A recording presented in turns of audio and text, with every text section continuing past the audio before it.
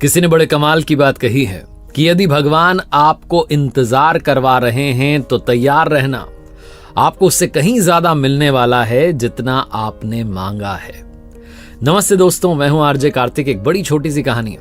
ये कहानी पुराने जमाने की एक सेठ जी की, जिनके यहाँ एक नौकर काम करता था। बड़ा विश्वास पात्र नौकर था, बहुत बरसों से उन्हीं के वहां नौकरी कर रहा था। एक दिन उसने कहा कि सेठ जी, मेरे मन में एक इच्छा है बहुत दिनों से कि मैं श्री जगन्नाथ जी के दर्शन के लिए श्री पुरी धाम जाकर के आऊं।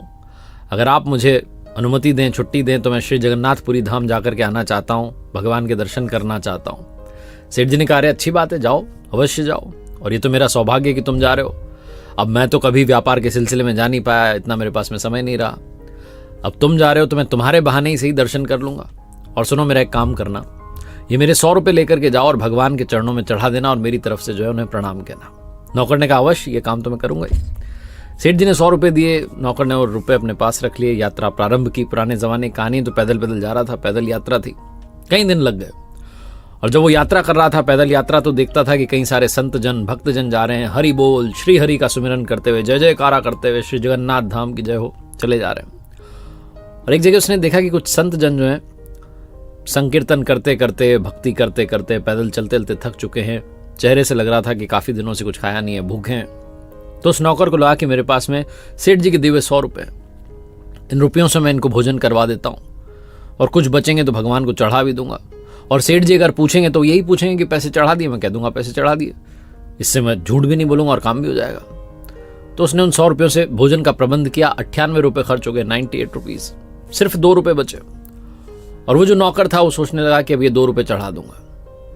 वो दिन भी आया जब वो श्री जगन्नाथ जी के दरबार में पहुंचा, उनके मंदिर में पहुंचा, पुरी धाम में पहुंचा, और जाकर के उसने प्रणाम किया श्री जगन्नाथ जी के चरणों में। वो 2 रुपये जो थे वो चढ़ा दिए और बोला कि भगवान, ये मेरी ओर से नहीं है, बल्कि हमारे सेठ जी की ओर से है। उनका प्रणाम स्वीकारो, उनके 2 रुपये का जो दान उन्होंने चढ़ाया, इसको आप स्वीकारो। उसके बाद वो वहां से आगे बढ़ गया। वापस उसकी पैदल यात्रा शुरू हुई, और वो ये सोचते आ रहा था कि सेठ जी पूछेंगे तो सही कि पैसे चढ़ा दिए, मैं कह दूंगा पैसे चढ़ा दिए। करीब 2-3 दिन उसकी यात्रा को हुए होंगे, वापसी वाली यात्रा को। तभी सेठ जी को एक रात में स्वप्न आता है। श्री जगन्नाथ जी उनको दर्शन देते हैं, भगवान जी, और कहते हैं कि सेठ, तुम्हारे 98 रुपये मुझे प्राप्त हो गए, तुम पर कृपा बरसती रहे, आशीर्वाद देते हैं, और अंतर ध्यान हो जाते हैं। सेठ जी की नींद खुल जाती है और सोचते हैं कि मेरा नौकर बड़ा ईमानदार है, उसने 98 रुपये चढ़ा दिए, लेकिन 2 रुपयों का क्या किया? ऐसी क्या मुसीबत आन पड़ी, ऐसी क्या उसे जरूरत आ गई कि उसने 2 रुपये खर्च कर दिए? कहीं कुछ उसे चोट तो नहीं लग गई, बीमार तो नहीं लगा? बहुत कुछ उनके दिमाग में चलने लगा। इधर वो जो नौकर था अपनी यात्रा वापस करके जब पहुंचा इनके पास, तो इनको प्रणाम किया, नमस्कार किया, यात्रा के बारे में बताया, बहुत अच्छी रही। और सेठ जी ने वो प्रश्न किया जो उन्हें करना था कि पैसे चढ़ा दिए? नौकर ने कहा, हाँ जी साहब, पैसे चढ़ा दिए। सेठ जी ने कहा, 98 रुपये ही चढ़ाए, 2 रुपयों का क्या किया? नौकर की आंखें खुली रही। कह रहा, आपको किसने बताया? सेठ जी ने कहा, मुझे स्वप्न में श्री जगन्नाथ जी ने दर्शन दिए, भगवान जी ने, और मुझसे कहा कि सेठ, तुम्हारे 98 रुपये प्राप्त हो गए।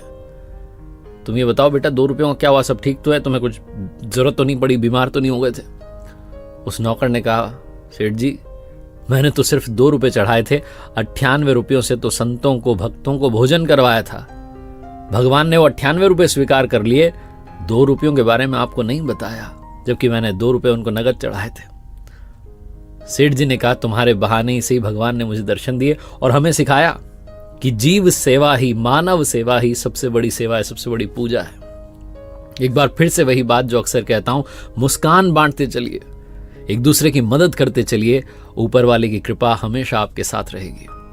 ऊपर वाले के आशीर्वाद के साथ, अपनी मेहनत के साथ, अपनों के प्यार के साथ कर दिखाओ कुछ ऐसा कि दुनिया करना चाहे आपके जैसा।